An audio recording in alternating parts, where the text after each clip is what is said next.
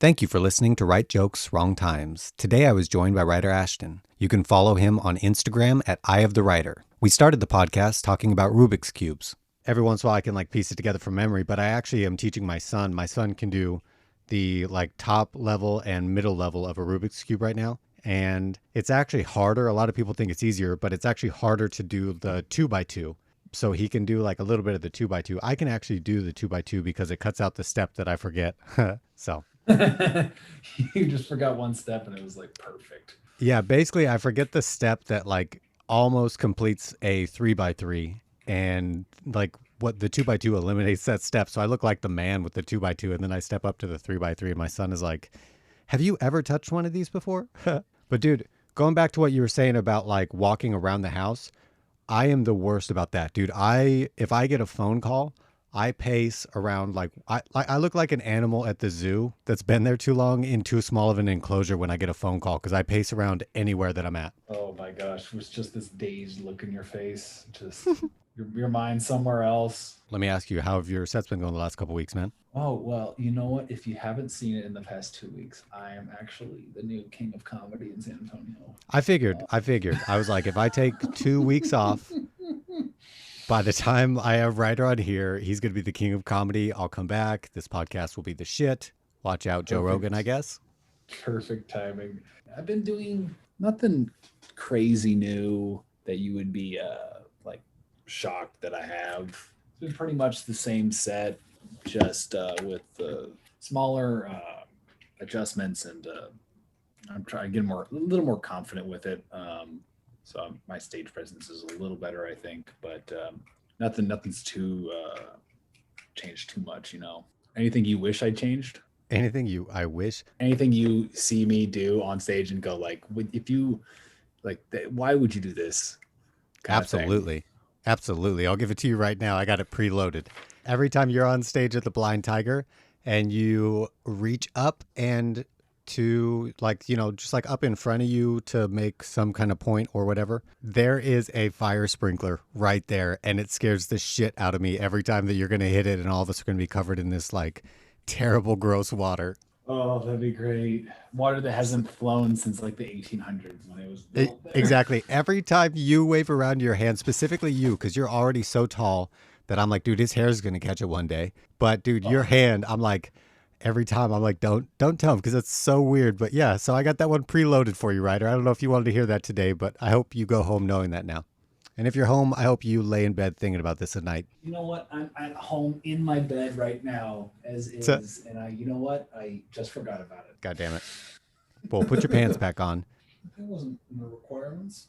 I asked you to think about a joke of yours that works on stage for me, man. So what do you have for me there? Oh, what joke that works for me on stage? The one joke that I the one I had for you today was the joke I do about bouncing, or when I used Yeah. to. Is that the technical term, bouncing? I don't know about technical. On my paycheck, it just said door.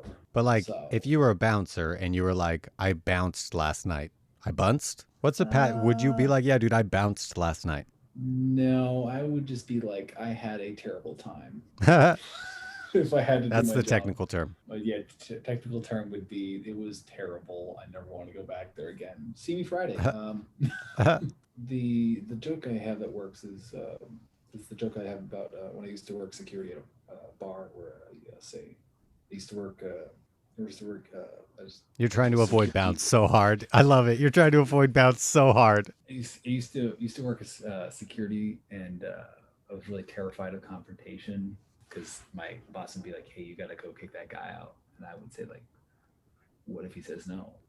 Did you get promoted to that job? How do you land in a job where you're scared of confrontation, where first thing you'd want to have them not having an issue with is confrontation, I got that job because I knew a buddy of mine worked out at the same gym as I did, right? and he got me.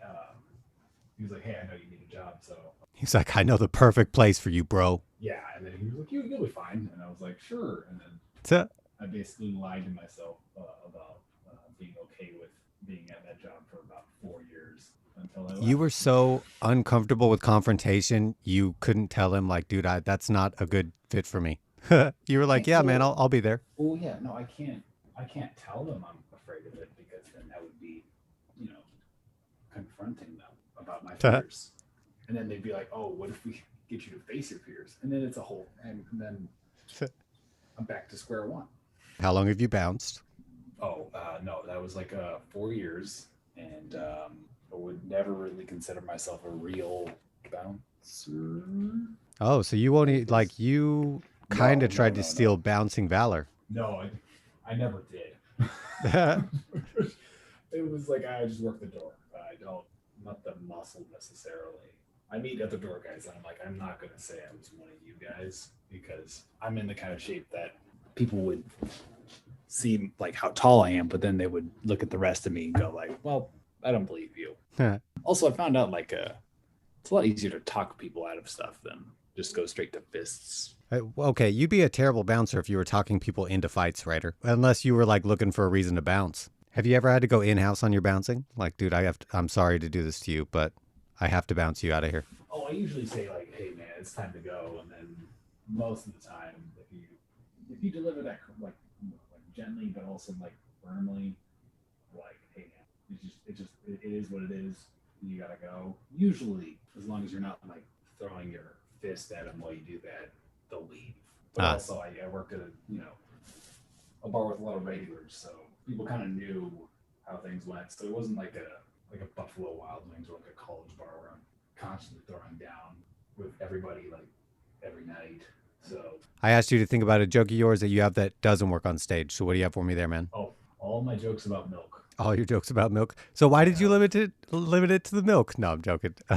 Dude, so all your jokes about milk. Does that crush you as somebody who loves milk? yes, it does. I would have thought minimum 2% would have worked. It just I don't know. So, I feel like there's no they're just like surface level jokes about milk that pretty much most people could do, which is why I kind of like fall in and out of love with it so quickly. So not too concerned with it, like that they don't work, but it does dishearten me a little. so do you have a specific joke that you've tried with milk that doesn't work? A specific one about milk. Oh, I the one. Because all I've heard so far is milk. Like, what's a joke The that you had that didn't work on stage? Milk. Do you guys ever drink so much milk they call you Big Leche? I actually like that one. That one, maybe I probably ruined a recording or something because that one like crippled me one time. Another one was my top three white drinks of all time. Jesus. Milk has got to be number one, followed by horchata. I actually have some horchata right now. You have horchata. Oh, it's a real good I love study right horchata, there. bro. Dude, Yeah. can I tell you, when it comes to white drinks, I had to stop ordering white Powerades because I was at QT one time and they used to have a deal where you could buy like two Powerades, right? The Yeah. only Powerade worth a damn is whatever the white flavor is. I don't even know the flavors. I just know them by the colors, right? And Okay. I'd forgotten to grab one of the white Powerades, and I shouted across the QT. They were like, "Oh yeah, that guy can get it." I was like, "Hey man, can you grab me a white Powerade?" And I realized as I was saying that I was shouting white power, and I was like, "Okay, never again. You never shout that again." Did you do you want to know why I had to shelf my milk jokes? Oh Jesus. Because they went bad. I respect that It's a joke hustle that as a doesn't work. dad. As a dad, I think you just took my mustache and my kids. Now go get some cigarettes, and I'll see you in 20 years. Yeah, exactly. Yeah, you could let my kids down from now on. So I know that you've like tried to write a bunch of jokes about milk. It sounds like from what you're saying, basically in general, pretty much every joke about milk you aren't at least satisfied with. Is that about right? Yeah, it's just I guess the what I have to if I could put it down like nail it on something, it's like I just don't Nail it, think I Ryder. have like there's no personal like real personal connection to it yet. There's no real personal connection to the thing that you love and talk about all the time. Yeah, because I feel like it has to be more than that. Do you need to light Really. candles for the set? No, but I feel like there has to be a deeper connection than just like I like it a lot, you know?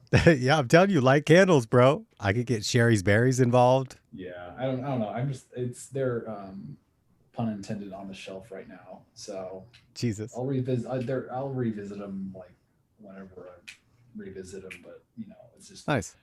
I found it's just not worth pursuing at the moment. Just to Yeah. have the joke I love bomb every night. This is actually what I think I'm most excited for with you is to talk about what you're writing about now, man. So what are you writing about now? What I'm writing about now is I'm writing a bunch of roast jokes that probably gonna never use again after Tuesday. Nice. Those have been kind of fun to do because I've never really written for a specific target. Right. But after that, I've been writing more about Do you like to roast people? mm, I love to. I don't like to roast people. I feel like it's I like to do that like when it's in the moment and it feels like more natural. But I don't really try to go out of my way just to because I feel like when I do that, it comes off meaner and just not as funny. Yeah, I think pretty much anybody not in the moment who just wakes up in the middle of the night and you like, you know what? Fuck Joey Smith. Yeah, I think Yeah. that's fair to say. No, but what I'm like working on right now is working on a few dating jokes and working on a few jokes about my living situation right now. Right. I don't know. It's there's a bunch of working pieces right now that I gotta sort out in real life before I can nail down on paper. You know what I mean? Like you ever have something going on during the moment where you're like, this is a great joke, but in order for you to like dig deeper, you need to have everything settle like in life, and then when then you can get back to it and like see it like objectively without everything changing every other day. I'll tell you what I was sitting there thinking about. So sorry to be silent, but I was trying to think of a single time in my life that I feel like I could have said that my life was settled and I could revisit something.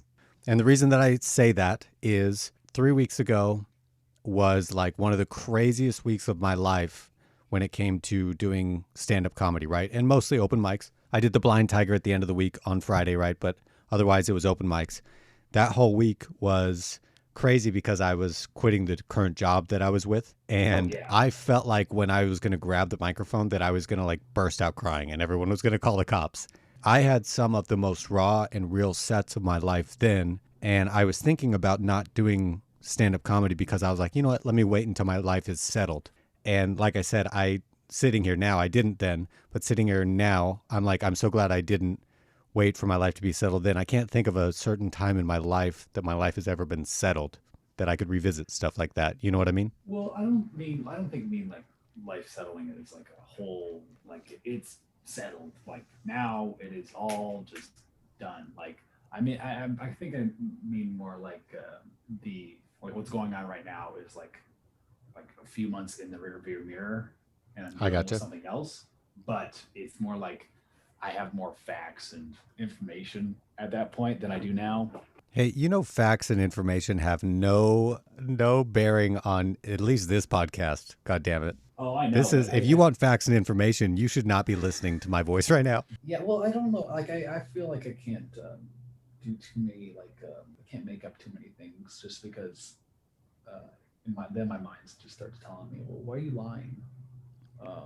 Or I I get can that. like stretch a few things, but I can't go like full on. Like, it does help more that it like because I did feel like when I was doing my sets earlier this month that when I did like think that things were more like close to home and raw, like you were saying earlier this week, Right. that it was like better. Right. More is when like I'm making up things and like filling in blanks that I don't necessarily know are true. Then my brain kind of goes like, well, why would like we don't actually know this? Like this is well, or if I find out information that contradicts what I have in the joke, then it's just like, well, yeah, my mind just starts like contradicting myself and like just saying, well, what we know that's not true. So what's Right. the joke now? So it's more like a personal issue for me. I guess I can't like I wish I could be the absurd guy. That'd be great. Like if you told a joke and then afterwards they were like, yo, man, like actually Magnum condoms do fit most people your height. You know what I mean? And you're like, "Oh, I guess I can't do Yeah. that joke anymore." Like, God damn. Yeah, no, that's all I've been working on. What I've been working on right now is just a joke about some dating and also like my roommates, which that's always fun. Also, I'm interested to see what pops up this next month. What I can write, what I can joke about this upcoming month because I don't know what's going on. They're like, Nice. I get new information like and surprised every day, so it's like excited to see what's coming up forward. Well, dude, thanks for doing this with me today, man. Oh, thank you, man. Thanks for finally inviting me.